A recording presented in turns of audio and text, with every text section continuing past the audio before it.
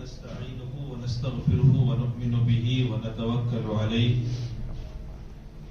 ونعوذ بالله من شرور أنفسنا ومن سيئات أعمالنا من يهده الله فلا مضل له ومن يضلله فلا هادي له ونشهد أن لا إله إلا الله وحده لا شريك له ونشهد أن سيدنا ومولانا محمدا عبده ورسوله بالهدى ودين الحق يرسله أما بعد فأعوذ بالله من الشيطان الرجيم بسم الله الرحمن الرحيم ألا إن أولياء الله لا خوف عليهم ولا هم يحزنون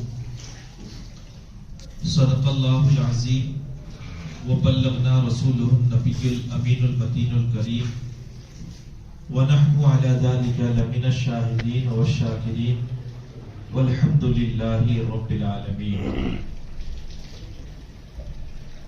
تیرے جلووں میں نہائی آنکھ اپنی مدتوں، تیرے جلووں میں نہائی آنکھ اپنی مدتوں، اب کوئی جچتا نہیں میری نظر کے سامنے. بے شک سبحان اللہ سبحان اللہ. اور یہ شہنشاہی نہیں تو اور اس کو کیا کہیں، یہ شہنشاہی نہیں تو اور اس کو کیا کہیں، ساری دنیا بھیک مانگے جس کے در کے سامنے. سبحان اللہ سبحان اللہ. اور آج آئے ہیں ہم ایک ایسے بشر کے سامنے صف بصف قدسی کھڑے ہیں جن کے در کے سامنے. دل کی اتھاہ گہرائیوں سے ایک مرتبہ بآواز بلند درود پاک پیش فرما دیں. اللہم محمد صلی اللہ علیہ وسلم سیدنا مولانا وعلی آل سیدنا مولانا محمد مبارک وسلم صلو علیہ صلاۃ و سلام علیک یا رسول اللہ صلی اللہ تعالی علیہ وسلم. یہ محفل پاک غوث پاک رضی اللہ تعالیٰ عنہ کی ہے، اور ہم جیسے نبی پاک صلی اللہ تعالی علیہ وسلم کے بارے میں یہ عقیدہ رکھتے ہیں کہ سرکار ہمارے ذکر کو سن رہے ہیں اور کوئی بعید نہیں کہ خود بھی تشریف لے آئے. ایسے ہی ہم غوث پاک رضی اللہ تعالیٰ عنہ کے بارے میں بھی عقیدہ رکھتے ہیں کہ بڑی بات ہمارے لیے ہوگی کہ ہم کہیں چلے جائیں، وہ اگر ہر مجلس میں ایک ہی وقت میں 1000 نہیں لاکھوں مقامات پر چلے جائیں تو کوئی بڑی بات نہیں ہے. اللہ ایک فرشتے کو جب یہ مقام دے سکتا ہے، ایک روح نکالنے والا فرشتہ. گجرات میں ایک پل ٹوٹا، 100-150 لوگ ایسے ہی غائب ہو گئے. ہوا کہ نہیں ہوا؟ روح نکلی کہ نہیں نکلی؟ تو کیا اس وقت صرف حضرت اسرائیل وہیں پہ تھے؟ دوسری جگہ پر کیا روح قبض نہیں ہوئی؟ کہا نہیں، دوسری جگہ پر بھی، دوسری جگہ پر بھی کوئی. کہتے ہیں ایک فرشتے کو اللہ نے اتنی طاقت دی ہے تو آپ سوچ کر کے دیکھو اپنے محبوبوں کو اللہ نے کتنی طاقت عطا کی ہے. قبر میں منکر نکیر فرشتے، منکر نکیر یہ 2 فرشتے ہیں. یہ سوال کرتے ہیں نا، یہی 2 سوال کریں گے. ان کی بڑی بھیانک تصویر کتابوں میں بیان کی گئی ہے. وہ ان کا چہرہ بالکل کالا ہوگا، آنکھوں سے انگار نکل رہی ہوگی. وہ آئیں گے اور گرجدار آواز میں کہیں گے مر ربک کا، بتاؤ تمہارا رب کون ہے. آپ سوچ کر کے دیکھو، ایک تو قبر کی تاریکی، ابھی ابھی دنیا کا گھر چھوڑ کر کے آیا، گھبرا رہا ہوگا، اور پھر اس قبر کی تاریکی میں آنے والا کوئی اور نہیں بلکہ اتنا دہلانے والا فرشتہ ہوگا جس کو ہم منکر نکیر کہتے ہیں. اور پھر یہ کہ قبر میں سے ایسا بھی نہیں کوئی نکل کے بھاگ لے اپنے گھر کو دوبارہ، نہ ایسا تو ہو نہیں سکتا ہے.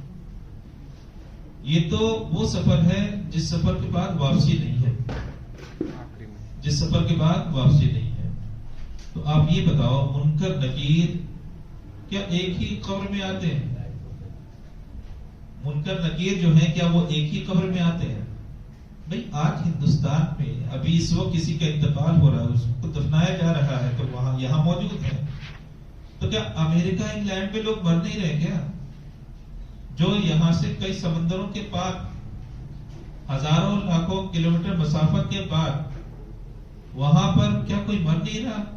کیا ان کو دفنایا نہیں جا رہا؟ کہا ہاں وہاں پر بھی لوگ ہیں، وہاں پر بھی مر رہے ہیں، کروڑوں کی تعداد میں آبادیاں ہیں. کہا وہاں پر بھی دفنایا جا رہا ہے. کہا یہاں پر بھی قبر میں حاضر ہے، وہاں پر بھی قبر میں حاضر ہے. کہا ہاں اللہ نے انہیں وہ قوت عطا کی ہے. تو جب اللہ فرشتوں کو وہ قوت دے سکتا ہے تو سوچو اپنے محبوبین کو کتنی قوت عطا فرمائے گا، اپنے محبوبین کو کتنی قوت عطا فرمائے گا. اور ان محبوبوں میں بھی جو سب سے بڑا محبوب ہے اسے کیسی قوت عطا فرمائے گا. سبحان اللہ. اسی لیے بچپنے سے ہی آپ کے ساتھ فرشتوں کی جماعت رہا کرتی تھی. آپ جب پڑھنے جاتے تھے تو فرشتوں کی جماعت اعلان کرتی تھی. آج دنیا کا کوئی بچہ ایسا دکھاؤ جو اسکول اور کالج میں جائے،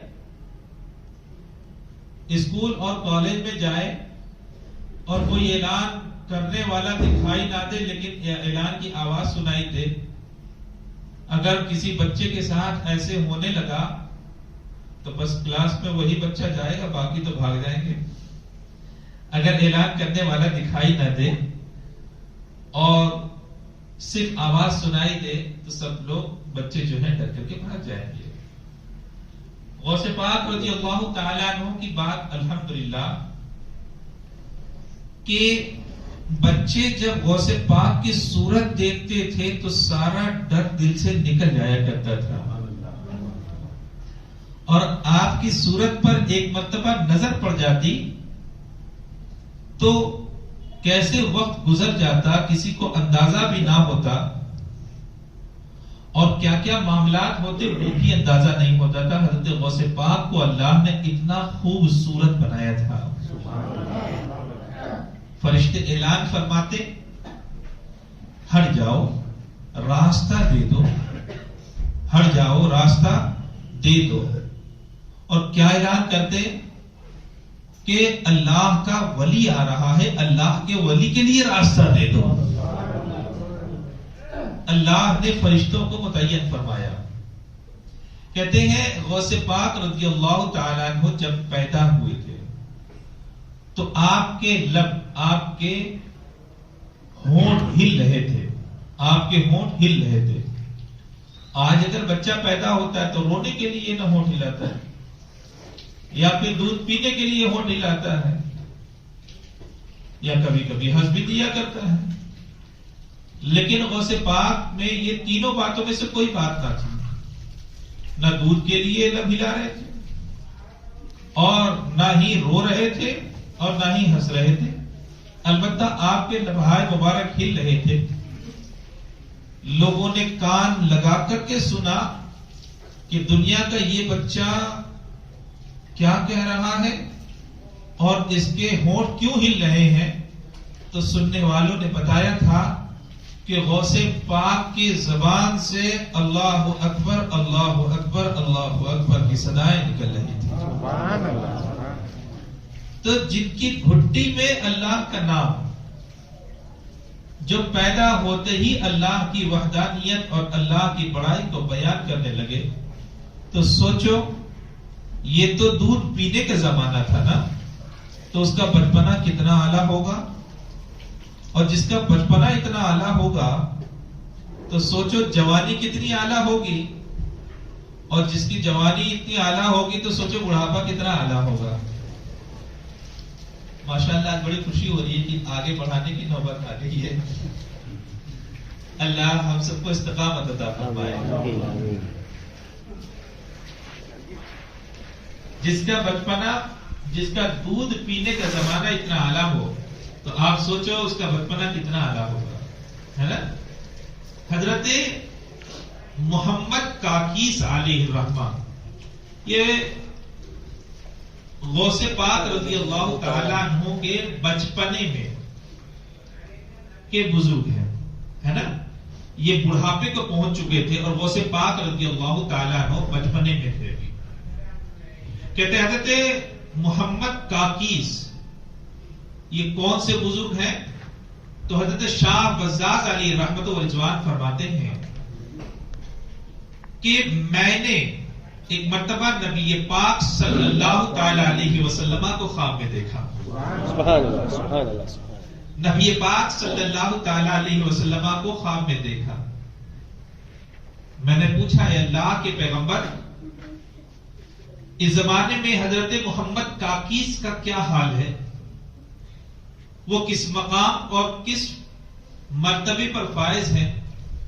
سرکار مسکرائے اور ارشاد فرمایا، بزاز سنو، محمد کاکیس اس مقام پر فائز ہیں کہ کل قیامت میں ان کی وجہ سے اپنی امت پر فخر کروں گا۔ سبحان اللہ۔ حضرت محمد کاکیس علیہ رحمت و رضوان یہ وہ بزرگ ہیں جن کے جھنڈے کے نیچے دنیا کے 12 سے لے کر کے 17 بادشاہ بیک وقت رہا کرتے تھے۔ 12 سے لے کر کے 17 بادشاہ آپ اندازہ لگا سکتے ہیں کہ حضرت محمد کاکیس علیہ رحمت و رضوان کتنے بڑے ولی تھے کہ ان کی حدود ولایت میں صرف اور صرف دنیا کے 17 بادشاہ رہا کرتے تھے۔ اتنے بڑے بزرگ فرماتے ہیں کہ حضرت محمد کاکیس علیہ رحمت و رضوان ایک مرتبہ واعظ فرما رہے تھے۔ غوث پاک کا بچپنے کا زمانہ تھا۔ غوث پاک رضی اللہ تعالیٰ عنہ آئے آپ کی واعظ کی محفل میں اور بڑے ادب و احترام کے ساتھ بیٹھ گئے۔ ایک بات یاد رکھو، غوث پاک رضی اللہ تعالیٰ عنہ جیسے اپنے زمانے کے اولیاء میں سب سے اعلیٰ، آنے والے زمانے کے سارے اولیاء سے اعلیٰ، ویسے گزشتہ زمانے کے بھی تمام اولیاء سے اعلیٰ ہے۔ ہاں، اپنے ما قبل اور ما بعد دونوں زمانے میں جتنے بھی اولیاء اللہ نے پیدا کیے ان سب میں اعلیٰ ہے۔ جیسے کہ نبی پاک صلی اللہ تعالی علیہ وسلم جتنے بھی انبیاء کرام گزر گئے اللہ نے سب میں اعلیٰ ہمارے نبی کو پیدا فرمایا، ویسے ہی غوث پاک رضی اللہ تعالی عنہ کو تمام اولیاء میں سب سے اعلیٰ پیدا فرمایا۔ فرماتے ہیں کہ حضرت محمد کاکیس علیہ رحمت و رضوان واعظ و نصیحت کی محفل سجائے ہوئے تھے اور حضرت غوث پاک رضی اللہ تعالیٰ عنہ کے بچپنے کا زمانہ، سرکار غوث پاک رضی اللہ تعالیٰ عنہ آئے اور ادب کے ساتھ بیٹھ گئے۔ تو اس سے کیا بات معلوم ہوئی کہ اللہ کے ولی تو اللہ ہی کے ولی ہوتے، کسی کو چھوٹا اور بڑا نہ سمجھا جائے۔ اگر آدمی ان کی بارگاہ پہ جائے تو زانوئے ادب طے کرے، وہاں پہ اکڑ نہ دکھائے، ہے نا؟ کبھی بھی گستاخی نہیں ہونی چاہیے۔ بتاؤ غوث پاک حضرت محمد کاکیس سے بڑے کہاں؟ یقین بڑے، لیکن گئے تو بڑے ادب کے ساتھ دو زانو آپ کی محفل میں بیٹھ گئے۔ اور کمال ہے حضرت محمد کاکیس علیہ رحمت و رضوان کا، آپ نے اپنے خلفاء کو فرمایا اس بچے کو اٹھاؤ اور میری محفل سے باہر کر دو، میری محفل سے باہر کر دو۔ لوگوں نے اٹھایا اور غوث پاک کو محفل سے باہر کر دیا۔ تو ہونا یہ چاہیے تھا کہ غوث پاک کو غصہ آ جاتا، غوث پاک رضی اللہ تعالیٰ عنہ کو غصہ آ جاتا، لیکن کمال ہے حضرت غوث پاک مسکراتے ہوئے دوبارہ آ کر کے بیٹھ گئے، ہے نا؟ اگر آپ میں سے کسی کو میں کہہ دو بھیا ان کو باہر نکال دو تو مسکراہٹ تو دور کی بات، وہ مجھے پہ برس پڑیں گے، بھیا مجھ سے کون سے خطا ہو گئی یا کون سا جرم ہو گیا جس کی وجہ سے مجھے باہر نکالا۔ لیکن ایسا نہیں، یہ تو نکالنے والا سمجھ رہا تھا اور نکلنے والا سمجھ رہا تھا۔ بیچ کو کیا، بیچ کے لوگوں کی کیا خبر تھی؟ چنانچہ حضرت محمد کاکیس علیہ الرحمہ نے اپنے خلیفہ سے کہا کہ ان کو نکال کر کے ہماری مجلس سے باہر کر دو. چنانچہ انہوں نے باہر کر دیا.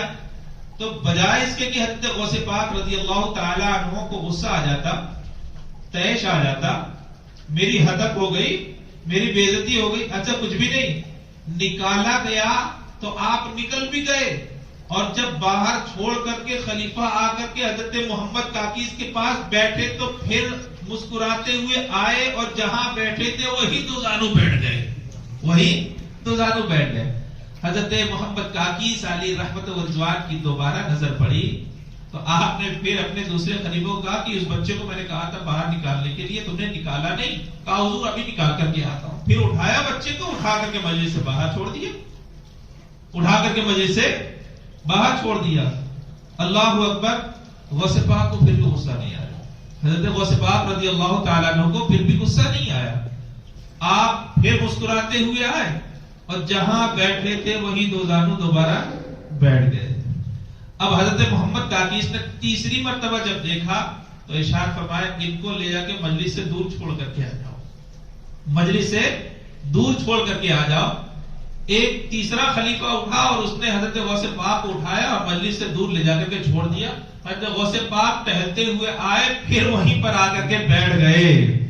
لوگوں نے کہا حضور یہ کیا ماجرا ہے، ہم بار بار اس بچے کو باہر نکال رہے ہیں اور یہ دوبارہ آ کر کے بیٹھ جا رہا ہے. تب حضرت محمد کاکیس علیہ رحمت و رضوان نے ارشاد فرمایا تھا، میں اس لیے ان کو اپنی مجلسوں سے باہر نہیں نکال رہا تھا کہ لوگ یہ سمجھے کہ یہ کمتر ہیں، بلکہ میں اپنی مجلس سے اس لیے باہر نکال رہا تھا کہ تمہاری توجہ میری بجائے الٹی طرف ہو جائے،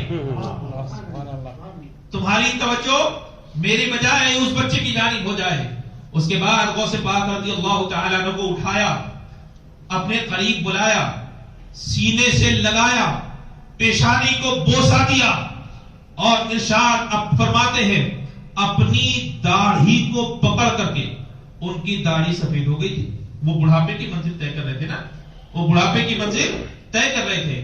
اپنی داڑھی کو پکڑ کر کے ارشاد فرمایا اے غوث پاک میں آپ کا وہ زمانہ دیکھ رہا ہوں جس زمانے میں آپ اعلان کریں گے ہذا قدمی ہذہ علی رقبۃ کل ولی اللہ، کہ میرا یہ قدم تمام اولیاء کے گردنوں پر، اس دن تک میں زندہ رہوں نہ رہوں، لو گردن تو میں نے آج ہی تمہارے لیے جھکا دی ہے، لو گردن تو میں نے آج ہی تمہارے لیے جھکا دی ہے.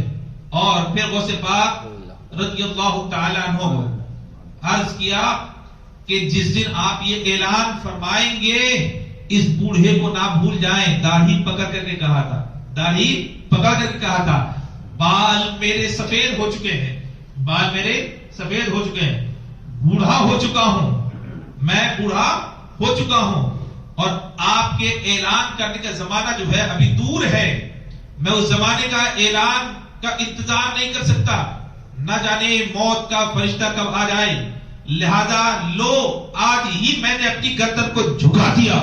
اور اس وقت حضرت محمد کاکیس علیہ رحمت و رضوان نے وہ دنیا کا تاریخی جملہ ارشاد فرمایا تھا جو صبح قیامت تک یاد کیا جائے گا کہ ہر ولی کا ایک مرغ ہوتا ہے جو اپنے زمانے میں بول کر کے خاموش ہو جاتا ہے. اور غوث پاک سن لیں، اللہ نے آپ کو وہ مرغ عطا فرمایا ہے جو صبح قیامت تک بولتا رہے گا اور آپ کے مرغ کے سامنے کوئی دنیا کا دوسرا مرغ نہیں بول پائے گا. یہ محاورہ تھا اس بات کا کہ ہر ولی کا ایک زمانہ ہوتا ہے، ہر ولی کا ایک زمانہ ہوتا ہے. ایک زمانے میں ولی پیدا ہوتا ہے، اس کا بچپنا ہوتا ہے، اس کی جوانی ہوتی ہے، اس کا بڑھاپا ہوتا ہے، ظاہری طور پر وہ دنیا میں زندگی گزارتا ہے اور اس کے بعد وہ دنیا سے چلا جاتا ہے، اس کا زمانہ ختم ہو گیا. اب اس کے بعد والے کہتے ہیں ولی کا زمانہ آیا، اس کے بعد والے ولی کا زمانہ آیا، ایسے ہی چلتا رہا. لیکن آپ کا یہ معاملہ ہے کہ آپ کا زمانہ شروع جب ہوگا تو قیامت تک آپ ہی کا زمانہ کہا جائے گا، دوسرے کے زمانے میں آپ کا کوئی عمل دخل نہیں ہوگا. لوگ آتے رہیں، اولیاء آتے رہیں، لیکن آپ کا زمانہ ہر زمانے کو کہا جائے گا. صبح قیامت تک آپ ہی کا زمانہ ہوگا. یہ کس نے کہا تھا؟ یہ کس نے کہا تھا؟ حضرت محمد کاکیس علیہ رحمۃ الرضوان نے فرمایا تھا. حضرت محمد کاکیس علیہ رحمۃ الرضوان نے فرمایا تھا. تو آپ یہ نہ سمجھیں کہ غوث پاک اپنے زمانے میں مدد فرماتے. غوث پاک اپنے زمانے میں مدد فرماتے. اگر اپنے زمانے میں مدد فرماتے تو آج لوگ ان کی بارگاہ میں کیوں جاتے؟ ہم نے نہ پیغمبر کو مردہ مانا اور نہ ہی اللہ کے ولی کو مردہ مانا. پیغمبر بھی زندہ ہیں اور الحمدللہ پیغمبر کے صدقے میں ولی بھی زندہ ہے. ولی بھی زندہ ہے. کہتے ہیں ایک غوث پاک کا دیوانہ تھا. ایک غوث پاک کا دیوانہ تھا. قلندروں کی زندگی بھی بڑی عجیب ہوتی ہے. قلندروں کی زندگی، اور میں اس زندگی کو پسند کرتا ہوں. یہ دنیا داروں کی زندگی میں وہ لطف نہیں ہے. آپ بیٹھو گے تو وہ آپ کو دنیا داری کی باتیں بتائیں گے. وہ آپ کو دنیا داری کی باتیں بتائیں گے کہ ایسے ہوتا ہے، اس میں یہ چیزیں ہوتی ہیں، اس طرح سے مال زیادہ کمایا جا سکتا ہے، اس طرح سے یہ ہوگا. یہ دنیا داروں کی محفل میں بیٹھو گے تو دنیا داری تو بتائی جائے گی. ایک بادشاہ جنگل سے گزر رہا تھا. ایک لکڑہارے کو دیکھا جو لکڑی کاٹ رہا تھا. جو لکڑی کاٹ رہا تھا. بادشاہ نے کہا تم لکڑہارا ہو؟ کہا حضور میں لکڑہارا ہوں. بادشاہ نے کہا کہ کیا مجھے جانتے ہو؟ کہا نہیں. کہا میں اس ملک کا بادشاہ ہوں، تم میری رعیت ہو. تو لکڑہارے نے کہا تھا حضور میں آپ کی رعیت ہوں یا آپ میری رعیت ہیں؟ بادشاہ کو تعجب ہوا. جنگل میں لکڑی کاٹنے والا جس کے جو اپنی بھوک پیاس خود نہ مٹا پائے، بادشاہ ہوں اس کو بول رہا ہے کہ میں آپ کی رعیت یعنی میں آپ کی رعایا ہوں یا آپ میری رعایا. اتنی بڑی بات، اتنی بڑی بات. بادشاہ کو بہت تعجب ہوا. پھر اس کے بعد ترس کھا کر کے اس نے کچھ سونا نکالا. کہا لکڑہارے کو دیا، فقیر کو دیا. کہا کہ اس کو رکھ لو. کہا حضور یہ کیا ہے؟ کہا دنیا کی بڑی قیمتی شے ہے، یہ بڑی قیمتی شے ہے. تو کہا اس کا کچھ نام تو ہوگا. تو بادشاہ نے کہا یہ دنیا کا سونا ہے جس سے دنیا کی ہر شے خریدی جا سکتی ہے. دنیا کی ہر شے خریدی جا سکتی ہے. اللہ اکبر. تیش آیا لکڑہارے کو. اس نے کہا حضور ہمارے میں اور آپ میں ایک فرق ہے. کہا کیا؟ کہا آپ سونے کے پیچھے بھاگتے ہیں اور ہم وہ ہیں کہ سونا ہمارے پیچھے بھاگتا ہے. سونا ہمارے پیچھے بھاگتا ہے. آپ مجھے اتنا تھوڑا سا سونا دے کر کے کیا کریں گے؟ کہتے ہیں بغل میں پتھر پڑا ہوا تھا، ہاتھ میں اٹھایا، اللہ نے اس پتھر کو سونا بنا دیا. کہا آپ میری رعیت میں ہیں. میں نے غلط نہیں کہا تھا. آپ میری رعیت میں ہیں، میں آپ کی رعیت میں نہیں ہوں. آپ میرے حدود ولایت میں رہا کرتے ہیں. آپ کی سلطنت تو اس وقت تک ہے جب تک کہ آپ کی بادشاہت ہے، آپ کا لشکر ہے، آپ کی طاقت ہے. اور طاقت ہونے کے باوجود بھی اگر دوسرے نے حملہ کر دیا اور وہ غالب آ گیا تو جو بھی طاقت ہے وہ بھی ختم ہو جائے گی. لیکن میرے رب نے مجھے وہ قوت عطا فرمائی ہے کہ دوسری قوت کتنی بھی طاقتور کیوں نہ ہو، اس قوت پر وہ غالب نہیں آ سکتی، کیونکہ یہ خدا کی قوت ہے. کیونکہ یہ خدا کی قوت ہے. کہتے ہیں قلندر بننے میں فائدہ ہے، دنیا دار بننے میں کوئی فائدہ نہیں.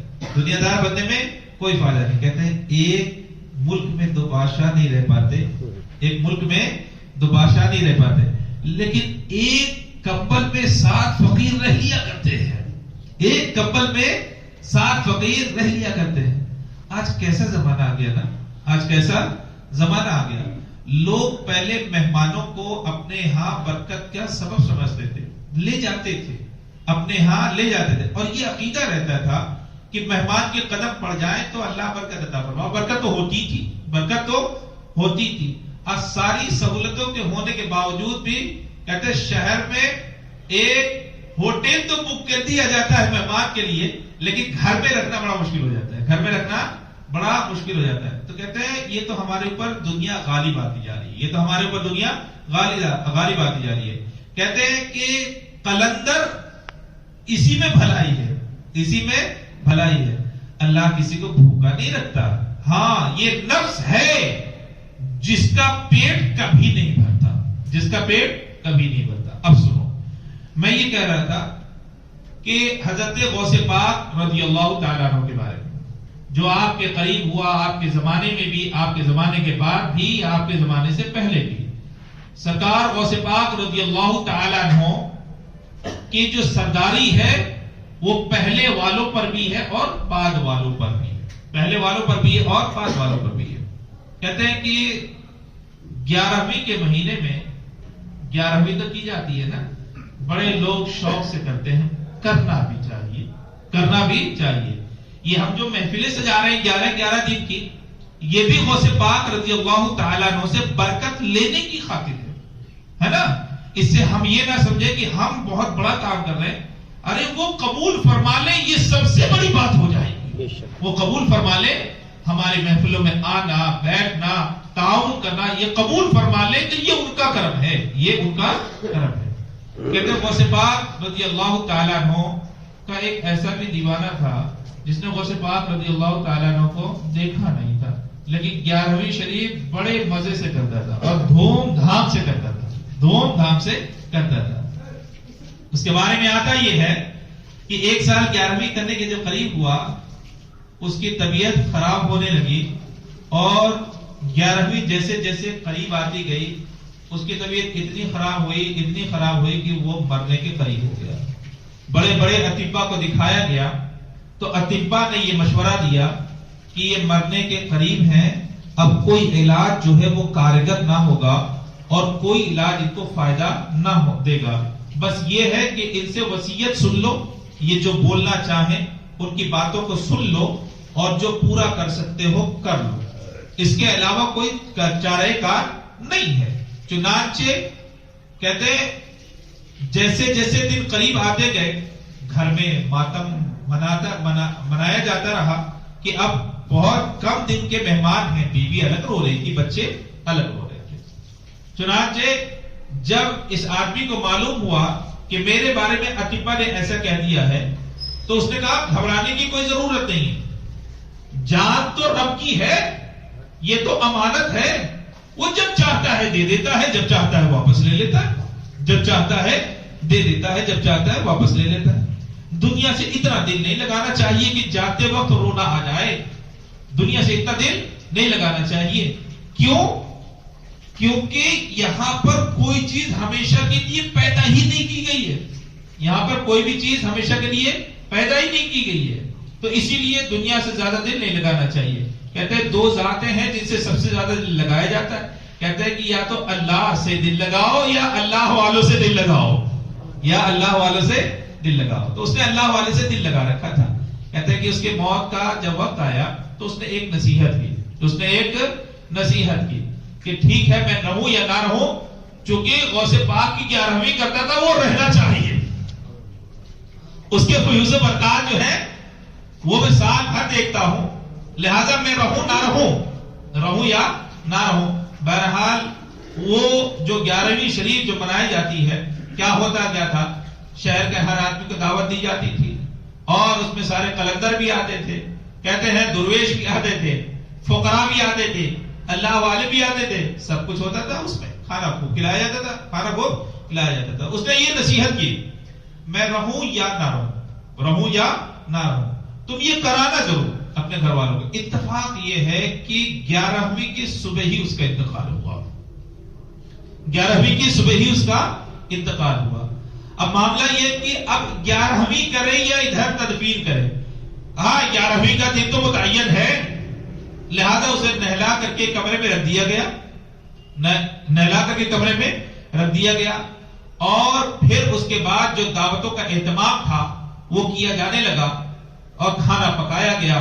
سارے جو شہر کے فقراء تھے سب کو دعوت دی گئی, سب آئے, کھا کر کے جاتے رہے, دسترخوان لگتا رہا اور پھر جو ہے کھانا ختم ہوتا رہا. لیکن اسی درمیان میں ایک قلندر ایسا بھی آیا جس نے ضد پکڑ لی. کہا تم کو کیا ہو گیا, کھانا کیوں نہیں کھا رہے؟ کہا ہر سال گھر والے کے ساتھ کھاتا تھا, آج بغیر گھر والے کے کیسے کھا لو؟ بچوں نے سمجھایا کہ دیکھو وہ ابھی موجود نہیں ہے، وہ ابھی موجود نہیں ہے، اور انہی کے کہنے کی وجہ سے ہم کھانے کا اہتمام کر رہے ہیں، لہذا کھانا کھا لو۔ لیکن قلندر جہاں اٹک جاتا ہے پھر نکلتا نہیں ہے۔ کہا نا کھاؤں گا تو انہی کے ساتھ کھاؤں گا۔ اب گھر والے کیسے بتائے؟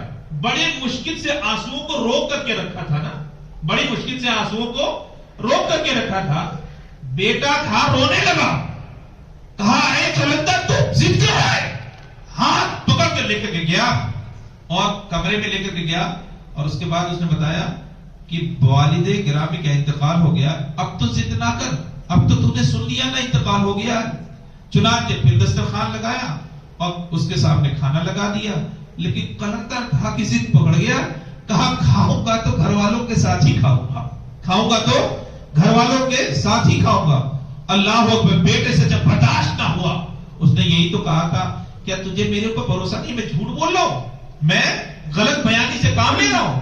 وہ ہاتھ پکڑ کر کے لے کے گیا، اس کمرے میں لے کر کے گیا، چادر ہٹا کر کے دکھایا تھا، دیکھ میرے باپ کا چہرہ جو صبح سے کچھ نہیں بول رہا، جو دیکھ میرے باپ کا چہرہ جو صبح سے بسترے مت پر پڑا ہوا ہے، آج اس کے جسم میں جان نہیں ہے، آج وہ بول نہیں رہا، آج وہ دیکھ نہیں رہا۔ ہر سال وہ تجھے اپنے ہاتھ سے کھلاتا تھا، ہر سال وہ تجھے اپنے ہاتھ سے کھلاتا تھا، آج اس کے ہاتھ اٹھنے کے قابل نہ رہے، آج اس کے ہاتھ اٹھنے کے قابل نہ رہے۔ اللہ اکبر، قلندر جب اٹک جاتا ہے تو اٹک ہی جاتا ہے۔ کہا کھاؤں گا تو اسی کے ساتھ کھاؤں گا، کھاؤں گا تو اسی کے ساتھ کھاؤں گا۔ آسمان کی طرف اس نے دیکھا تھا اور رب سے التجا کی تھی، مولا کھاتا تھا تو اسی کے ساتھ کھاتا تھا، اور ابھی بھی کھاؤں گا تو اسی کے ساتھ کھاؤں گا۔ کہا قم بإذن اللہ، اللہ کے حکم سے کھڑا ہو جا۔ اللہ اکبر، وہ کلمہ پڑھتے ہوئے وہ جب دوبارہ بیٹھ گیا۔ قلندر اٹک چکا تھا اس بات پر کہ کھاؤں گا تو اسی کے ساتھ بیٹھ کے کھاؤں گا، اور کھانا لوں گا تو اسی کے ہاتھ سے لوں گا۔ مشیت الہی کو اس نے دیکھا تھا، اس نے مشیت الہی کو۔ اچھا، اس پہ بعض لوگ بولیں گے کہ کیا اللہ والے اس طرح سے زندگی بھی دے دیا کرتے؟ ہاں، قسمت کی قسمیں کبھی پڑھے ہیں آپ نے؟ کہتے ہیں قسمت کی 3 قسمیں ہوتی ہیں، قسمت کے 3 قسمیں ہوتی ہیں، مبرم جو کبھی ٹلتی نہیں ہے، اور ایک ہے شبیب مبرم، اور ایک ہے معلق۔ یہ 3 قسمیں ہوا کرتی ہے۔ کہتے ہیں مبرم جو کبھی ٹلتی نہیں ہے، اور ایک وہ ہے کہ شبیب و مبرم جو مبرم کی طرح ہوتی ہے، یعنی اس میں بھی ٹلنا نہیں ہوتا، لیکن اس میں کی بات لکھی ہوتی ہے کہ اگر اللہ کا ولی دعا کر دے تو وہ بھی ٹل جایا کرتا ہے، وہ بھی ٹل جایا کرتا ہے۔ اور کہتے ہیں ایک ہے معلق۔ معلق کیا چیز ہے؟ کہ آدمی اگر یہ نیک کام کرے گا تو اللہ اس کی نیکی کی وجہ سے اس کی اس بلا کو ٹال دے گا، اس کو معلق کہا جاتا ہے۔ تو آپ اس میں نہ پڑے کہ لوگ بولیں گے کیا اللہ کے ولی قسمت بھی سنوارنے لگے؟ جھٹ سے جواب دینا، ہاں اگر شبیب مبرم ہے یا معلق ہے تو اللہ نے اس پر بھی انہیں قدرت عطا فرمائی ہے۔ بہت جواب دینا بھائی، قسمت کی 3 قسمیں ہوتی ہیں، میں نے بتایا نا، ہاں، تو اس میں سے 2 ایسی ہیں جس پر اللہ نے اپنے ولیوں کو قدرت عطا فرمائی ہے۔ ہاں، جس پر 2 پر اللہ نے اپنے ولی کو قدرت عطا فرمائی ہے۔ کتنے ہی اتنے ایسے واقعے۔ حضرت غوث پاک رضی اللہ تعالیٰ عنہ کی بارگاہ میں ایک راہب آیا، ایک راہب مطلب یوں سمجھ لو آج کا پادری آیا، اس نے اسلام قبول کر لیا، اس نے اسلام قبول کر لیا۔ غوث پاک نے پوچھا بھائی تم تو عیسائی تھے، تم تو عیسائی تھے، تم نے اسلام کیوں قبول کیا؟ تو اس نے کہا کہ میں نے اللہ کی بارگاہ میں یہ عرض کیا تھا، مولا اس زمانے میں جو سچا مذہب ہے اس کی صورت مجھے دکھا دے، اس کی صورت مجھے دکھا دے، جو سچا مذہب ہے اس کی صورت مجھے دکھا دے۔ تو اس کے راہب کا یہ کہنا ہے رات کو سویا تو حضرت عیسیٰ علیہ السلام خواب میں آئے، میں نے کہا اس زمانے میں حقیقی اللہ کی تبلیغ کون کر رہا ہے اور اس کا دین کون پھیلا رہا ہے؟ اللہ اکبر. حضرت عیسیٰ علیہ السلام نے حضرت غوث پاک کی طرف اشارہ فرما کر کے کہا کہ دیکھو تم بغداد جاؤ اور ان کے دستے حق پرست پر اسلام کو قبول کر لو. آج پورے روئے زمین پر اللہ کا دین اگر کوئی پھیلا رہا ہے تو وہ حضرت غوث پاک پھیلا رہے ہیں. وہ حضرت غوث پاک رضی اللہ تعالیٰ عنہ پھیلا رہے ہیں. تو یہ تو غوث پاک وہ ہیں جن کی پاکی کی شہادت انبیاء اعظام نے کی ہے. جن کی پاکی کی شہادت جو ہے انبیاء علیہ السلام نے شہادت دی ہے. تبھی تو حضرت عیسیٰ علیہ السلام نے کیا ارشاد فرمایا, اس زمانے میں اللہ کے دین کی کوئی تبلیغ کر رہا ہے تو وہ حضرت غوث پاک رضی اللہ تعالی. بہت مشہور واقعہ ہے. ابو غالب بغداد کا بہت مشہور تاجر تھا, ہے نا. ابو غالب بہت مشہور تاجر تھا اور کمال یہ ہے کہ حضرت غوث پاک کا مرید بھی تھا. ایک بات یاد رکھو, عام طور پر یہ بات دیکھی گئی ہے کہ سرکار نے اصل میں فرمایا, سرکار سے پوچھا گیا کہ سب سے اچھا عمل کون سا ہے, ایُّ العمل افضل, ہے نا, اچھا عمل کون سا. سرکار نے ارشاد فرمایا اطعم الطعام وافشوا السلام, یعنی کھانا کھلانا اور سلام کو پھیلانا, ہے نا. جس کو پہچانتے اس کو بھی سلام کرو اور جس کو نہیں پہچانتے ہو لیکن مسلمان ہے تو اس کو بھی سلام. اس کا مطلب یہ نہیں ہے کہ دیابنا وہابیہ سب کو سلام کرتے پھرو. جن کے بارے میں یقین ہے کہ وہ ایسے ہیں تو ہرگز ان کو کرنے کی ضرورت نہیں ہے. ہاں, جن کے بارے میں آپ کو یقین ہے کہ مسلمان ہیں تو اگرچہ آپ کے رشتے دار نہ ہو, اگرچہ آپ کے پہچان کے نہ ہو, اگرچہ آپ سے ملاقات نہ کر سکے ہو, آپ کے دوست احباب میں اگرچہ ان کا شمار نہ ہوتا ہو, لیکن ہے تو مسلمان, ہے تو مسلمان, لہذا ان کو سلام بھی کیا جائے, مسافہ بھی کیا جائے. سرکار نے یہ دو تعلیمات دی, ہے نا. پوچھا کہ کون سا افضل عمل ہے, ارشاد فرمایا کھانا کھلانا. کہا کھانا کیوں کھلایا جاتا ہے, کھانا کیوں کھلایا جاتا ہے. جانو, اس بات کو اچھی طرح سے سن لو. فقہا فرماتے ہیں, محدثین فرماتے ہیں, پرندوں میں ایک پرندہ ہے عنقا, پرندوں میں ایک پرندہ ہے عنقا, جس کے بارے میں مشہور ہے کہ اگر وہ سر پر سے گزر جائے تو انسان بادشاہ بن جاتا ہے. اس کے بارے میں مشہور ہے کہ اگر وہ سر کے اوپر سے گزر جائے تو انسان, جس کے سر کے اوپر سے گزر جائے وہ انسان بادشاہ بن جاتا ہے. لیکن پایا بہت کم جاتا ہے, یہ کم نہیں پایا جاتا, نہیں پایا جاتا. کہتے ہیں کہ اگر پرندوں کو کھانا کھلاؤ گے تو جہاں چیل کوے آئیں گے تو بہت ممکن ہے ان کا پرندہ بھی آ جائے. تمہارا تو ایک وقت کا کھانا کھائے گا لیکن بہت ممکن ہے دنیا کی شہنشاہی تمہیں عطا کر کے چلا جائے.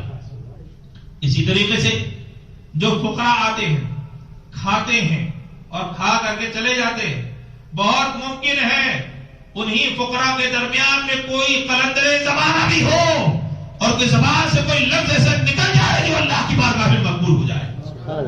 اسی لیے تو کہا گیا دعا کرو, دعا دو اور دعا لو. دعا کرو, دعا دو اور دعا لو. دعا جو ہے عین عبادت ہے, عین عبادت ہے, اللہ اسے پسند فرماتا ہے. کہتے ہیں ابو غالب سرکار غوث پاک رضی اللہ تعالیٰ عنہ کا مرید تھا اور بغداد کا مشہور تاجر تھا. اب اس کے ہاں جو دعوت ہوتی تھی بڑے اہتمام کے ساتھ, آدھا بغداد اس کے گھر میں آ جایا کرتا تھا, آدھا بغداد گھر میں آ جایا. ایک مرتبہ اس نے بڑی جرأت کر کے حضرت غوث پاک رضی اللہ تعالیٰ عنہ کی بارگاہ میں حضرت علی بن حیدی کے توسط سے دعوت کو پہنچایا. پیر تھے نا حضرت غوث پاک رضی اللہ تعالیٰ عنہ, پیر تھے نا. مرید اتنی جلدی, بیٹا اپنے باپ سے جلدی نہیں بولتا, ماں سے جلدی بولتا ہے نا, باپ سے جلدی نہیں بولتا, ہیبت رہتی ہے. ایسے ہی جو مرید ہوتا ہے براہ راست اپنے پیر سے جلدی کچھ نہیں بول پاتا. ہاں, اگر کوئی اس طرح کی بات ہوتی ہے جو پہنچانا ضروری ہے تو پہنچاتا ہے. تو انہوں نے حضرت علی بن حیدی کے سامنے یہ بات رکھی اور ان کے توسط سے غوث پاک رضی اللہ تعالیٰ عنہ کی بارگاہ میں پہنچے.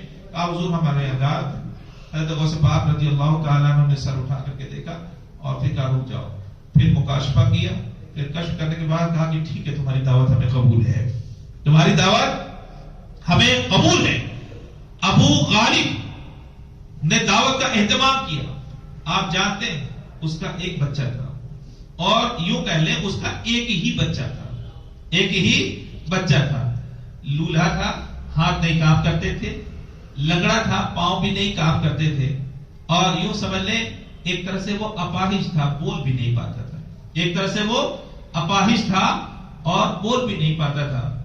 تو ابو غالب نے یہ سوچا تھا کہ جس وقت غوث پاک رضی اللہ تعالیٰ عنہ آئیں گے، تمام فقراء کی دعوت دی جائے گی، اس وقت ایک ٹوکرے میں بند کر کے اس کو لا کر کے رکھ دوں گا، ایک ٹوکرے میں بند کر کے اسے لا کر کے رکھ دوں گا، فقراء دعا دے کر کے جائیں گے، بہت ممکن ہے کہ کسی کی دعا لگ جائے، کسی کی دعا لگ جائے۔ اللہ اکبر۔ ابو غالب کو اس بات کا احساس تھا کہ میرے بعد میرے مسند پر بیٹھنے والا میری نسل سے کوئی نہ رہا۔ یہ آخری بات تھی کہ تمام بزرگوں کو اپنی بارگاہ میں بلایا، تمام بزرگوں کو اپنے گھر میں دعوت دے کر کے اس نے بلایا۔ چنانچہ فقراء آتے گئے اور بیٹھ کر کے کھانا کھاتے گئے، دعا دے کر کے جاتے رہے۔ حضرت غوث پاک رضی اللہ تعالیٰ عنہ بھی آئے، حضرت علی بن حیدی بھی آئے، اور دونوں آ کے دسترخوان پر بیٹھ گئے۔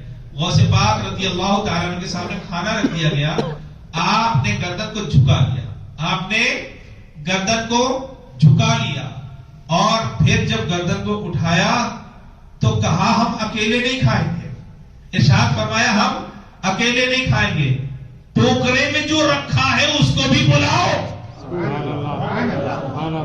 زمانے کی نظر سے وہ بچہ پوشیدہ ہے، لیکن اللہ والوں کی نظر سے وہ پوشیدہ رہ سکتا ہے، اور جس کا اعلان ہو نظر تو الی بلاد اللہ جمعا، ارے میں تو ساری کائنات کو ایسے دیکھ لیتا ہوں جیسے آدمی ہتھیلی پہ رائی کا دانہ رکھ کر کے دیکھ لیا کرتا ہے۔ کیا ٹوکرے میں رکھی ہوئی چیز حضرت غوث پاک سے مخفی رہ سکتی ہے؟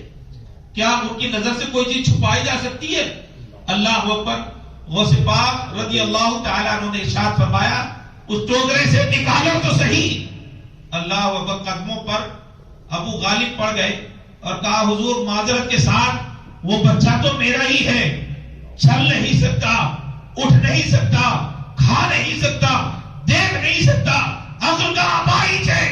کہا ابو غالب جب تک میں نہیں آیا تھا وہ اپاہج تھا، اب جب میں آ چکا ہوں تو اللہ نے اسے صحت عطا فرما دی ہے۔ ابو غالب پکار اسے اپنے بیٹے کو نام لے کر کے، اب تک تو نے اسے نام لے کر کے نہیں پکارا ہوگا، اب نام لے کر کے پکار۔ ابو غالب کہتے غوث پاک کا حکم تھا، میں نے نام سے پکارا تھا، ٹوکرا ہلا تھا، ٹوکرا نیچے آیا تھا، بچہ اپنے قدموں پر چلتے ہوئے غوث پاک کے دامن میں آ کے بیٹھ گیا۔ بچہ اپنے قدموں سے چل کر کے ارشاد فرمایا ابو غالب بچہ اپاہج تھا، اس وقت تک اپاہج تھا جب تک میں نہیں آیا تھا، اب جب میں آ گیا ہوں تو یہ اپاہج ابھی بھی رہ جائے تو پھر دستگیری کا فائدہ کیا؟ زمانہ تو دستگیری کہا کرتا ہے، کچھ چیزیں مانگی جاتی ہیں اور کچھ چیزیں بغیر مانگے دی جاتی ہیں، بغیر مانگے دی جاتی ہیں۔ تو اللہ تبارک و تعالیٰ نے انہیں وہ قوت عطا فرمائی، انہیں وہ طاقت عطا فرمائی۔ اچھا یہ دستگیری جو ہے یہ ایسا نہیں ہے کہ صرف غوث پاک رضی اللہ تعالیٰ عنہ کے زمانے تک، ارے ان کی دستگیری تو اس زمانے میں بھی تھی، ان کے بعد والے زمانے میں بھی ہے، اور آج بھی ہے، اور صبح قیامت تک رہے گی۔ بات صرف اتنی ہے کہ ہم ہی کو مانگنے کا سلیقہ نہیں آتا، ہم ہی کو مانگنے کا سلیقہ نہیں آتا۔ حق تو یہ ہے ان کے دینے میں کمی نہیں ہے، حق یہ ہے کہ ہمارے مانگنے میں کمی ہے، ہمارے طلب کرنے میں کمی ہے۔ ہم ایک طرف مانگتے بھی ہیں اور دوسری طرف یہ بھی دل میں لگا رہتا ہے کہ پتہ نہیں دیں گے کہ نہیں دیں گے، ہے کہ نہیں؟ ہاں ہمارے دل میں تو یہ بھی بات رہتی ہے پتہ نہیں دیں گے کہ، یہ جو پتہ نہیں ہے نا، یہی لوگ اپنی بارگاہ میں جو بلواتے تھے اور یہ 40 دن کا جو چلا کرواتے تھے، یہی پتہ نہیں کو نکلواتے تھے، اور ایک بات دل میں جمتی تھی کہ بخدا خدا کا یہی ہے در، جب در یہی ہے تو مانگو اس یقین کے ساتھ کہ ملے گا تو یہی سے ملے گا اور اللہ عطا فرمائے گا۔ وہاں پہ پتہ نہیں کا لفظ نہیں ہونا چاہیے، وہاں پہ پتہ نہیں کا لفظ نہیں ہونا چاہیے، وہاں پہ یہ بات کا یقین ہونا چاہیے کہ یہی ہے، ہم صحیح جگہ پر آئے ہیں، ہم صحیح جگہ پر آئے ہیں، تو وہ بھی عطا فرماتے ہیں۔ وہ بھی عطا فرماتے ہیں. اللہ تبارک و تعالی ہماری ان محافل کو قبول فرمائے, اپنے فیضان کو جاری فرمائے, وہ صفات کی محبت ہم سب کو عطا فرمائے, اور ان کے مشن پر ہم سب کو عمل کرنے کی توفیق.